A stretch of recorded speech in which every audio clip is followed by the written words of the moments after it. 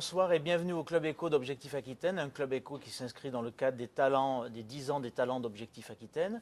Un talent, j'en ai un qui me fait face, il s'agit de Laurence Jacot. Laurence Jacot, vous êtes directrice industrielle et R&D hardware de Lectra. Tout à fait. Laurence Jacot, bonsoir. Bonsoir. Et puis j'ai envie de dire félicitations, vous féliciterez aussi Monsieur Harari, votre PDG, parce que vous avez donc eu le talent des lecteurs, c'est ça? Des lecteurs, oui, Je tout ne me à trompe fait. pas? Oui, oui. Alors dites-moi, juste pour faire une petite photographie, Lectra c'est quoi pour le commun des mortels? Alors, Lectra, nous sommes leader mondial en solutions technologiques intégrées. Donc, en fait, on est à la fois éditeur de logiciels, à la fois concepteur et producteur de machines de découpe. Oui. Et aussi, nous apportons du service à tous nos clients.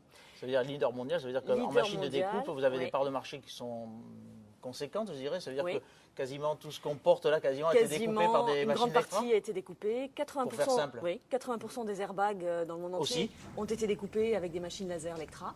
Donc on est vraiment sur tous les marchés. Donc le marché, vous l'avez cité, hein, de l'habillement et de la mode, hein, puisque c'est le plus connu, c'est celui qui était à l'origine de l'entreprise. Mais on s'est développé également sur de nouveaux marchés comme l'automobile, l'ameublement, l'aéronautique, le nautique, etc. Donc vraiment tous les matériaux souples qui se découpent sont effectivement dans nos marchés. Finalement, c'était il n'y a pas si longtemps que ça, mais quand Daniel Harari a repris cette société, Lectra, elle n'était pas en très bon, pas en très bon état. Elle perdait de l'argent, pas mal d'argent. Ouais, et aujourd'hui, le rebond est incroyable. À quoi vous l'attribuez ce rebond? Eh bien, je crois que Daniel Harari et son frère, puisqu'en fait, ce sont les deux frères, Daniel et André Harari, qui ont repris l'entreprise. D'ailleurs, c'est assez amusant puisqu'elle avait été fondée déjà par deux frères à l'origine, les frères Etchepart. Donc c'est vraiment une affaire de... Déjà à Bordeaux, à Cestas. À Bordeaux, oui, tout à fait, à Cestas.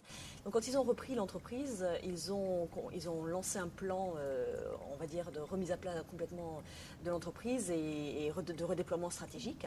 À la fois, ils ont beaucoup investi sur la recherche et développement pour travailler sur les produits, que ce soit logiciel, mais également matériel, également service, hein, puisqu'il y a vraiment les trois composantes chez Lectra. Donc ils ont investi dans les produits. Je veux dire, c'est l'amont et l'aval finalement de l'activité. Tout à fait. C'est-à-dire que nos clients, finalement, on pourrait aussi présenter Lectra comme ça. C'est finalement, on apporte des solutions à nos clients qui vont depuis la conception finalement de leurs produits jusqu'à leur production et jusqu'à finalement le cycle de vie total du produit. Donc si je reviens en fait à l'action de Daniel et d'André Harari quand ils ont repris l'entreprise, donc ils ont développé les produits.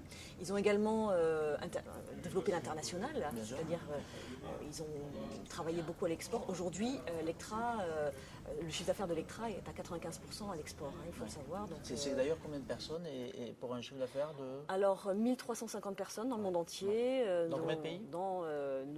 Nous avons 31 filiales en propre, mais on vend dans 100 pays. On exporte dans 100 pays différents. Donc vraiment, on est dans le monde entier, hein, soit en propre par nos propres filiales, soit par le biais d'agents. Mais c'est aussi la grande force de Lectra, c'est d'avoir tout notre réseau en propre.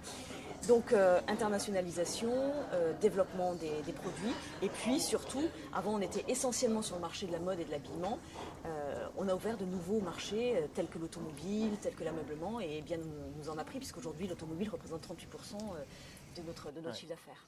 J'aimerais qu'on fasse une petite photographie sur le poids de Lectra dans la région aquitaine. Parce que le site de Cestas, il n'est pas neutre dans l'histoire de Lectra. Non, il n'est pas neutre. Bien sûr, historiquement, mais stratégiquement aussi. Il n'est pas neutre. Il y a 600 personnes qui travaillent quand même sur le site de Cestas. Et ça, c'est toute la partie R&D. Recherche et développement, essentiellement.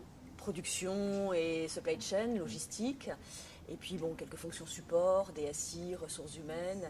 Et nous avons aussi à Cestas, et ce n'est pas anodin, un centre de démonstration internationale. Et vous faites venir le monde entier finalement à Bordeaux. Et on fait venir le monde entier à Bordeaux. Et ils ne prennent pas les pieds le monde entier pour venir à Bordeaux, je suppose. Pas du tout. On avait hésité à les faire venir à Paris ou à Bordeaux. Et c'est vrai qu'il n'y a pas photo. Quand ils viennent à Bordeaux, ils n'ont plus envie de partir. Et c'est vrai qu'à la fois le site est agréable, la région est agréable. On a la place pour montrer nos solutions. On a tous les experts aussi qui sont sur place pour démontrer les solutions, et en général quand nos clients viennent sur place, ils repartent convaincus. Alors dites-moi, Lectra, c'est une entreprise comme celle qui se développe, hein, c'est une entreprise qui avance en permanence. Si on ne va pas regarder dans une boule de cristal, mais 2014, là, il y a des dossiers qui vous tiennent particulièrement à cœur. Est-ce qu'il y a des choses, est-ce qu'il y a des projets qui sont un petit peu nouveaux pour Lectra, dont on pourrait éventuellement parler? Des projets, il y en a toujours. Il y a des projets très ambitieux, hein, sur des nouveaux systèmes, des nouveaux. Il y a des secteurs nouveaux d'activité, produits. par exemple, où Electra n'est pas Où on forcément pourrait, tout à très, fait. très Il y a présent. Je pense oui. par exemple l'aéronautique. Est-ce que Electra est très présent déjà dans l'aéronautique? On est présent, mais c'est vrai qu'on regarde ce secteur de très près, notamment avec tout ce qui est découpe de composites. Hein. C'est effectivement, on regarde l'évolution de ce marché parce qu'il pourrait effectivement exploser. Donc ça fait partie des choses que l'on regarde. 2014, il y a plein de projets, bien sûr, des projets de développement, mais des projets aussi industriels. Hein. Donc on rapatrie une partie de la production qui était chez certains sous-traitants. Donc on investit, hein, on continue à investir sur le site. Et puis surtout, 2014-2015. Là, vous parlez du site de Cestas. De Cestas, oui, tout à fait. 2014-2015, on a quand même un plan très, très ambitieux.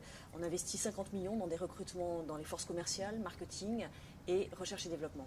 Donc on va embaucher pas moins, on a déjà commencé, de 40 ingénieurs en R&D sur 2 ans. Donc on a commencé déjà l'année dernière. Et donc c'est pas négligeable. Hein, à l'échelle de Cestas, 40 ingénieurs de R&D, c'est beaucoup. Ça sera ma dernière question. Justement, recruter, c'est facile, c'est aisé aujourd'hui? Les profils que vous recherchez, oui, on arrive à les trouver. On arrive à les trouver. À la fois, je pense que la région est attractive, donc ça c'est important. L'entreprise est attractive aussi. Et puis on est sur des secteurs qui attirent, donc on n'a pas vraiment de mal à recruter. Laurence Jacot, je vous remercie.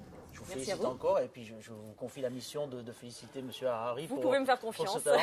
Je compte sur vous. Merci. Mais quant à moi, il ne me reste plus qu'à vous donner rendez-vous au prochain Club Éco d'Objectif Aquitaine. À très bientôt.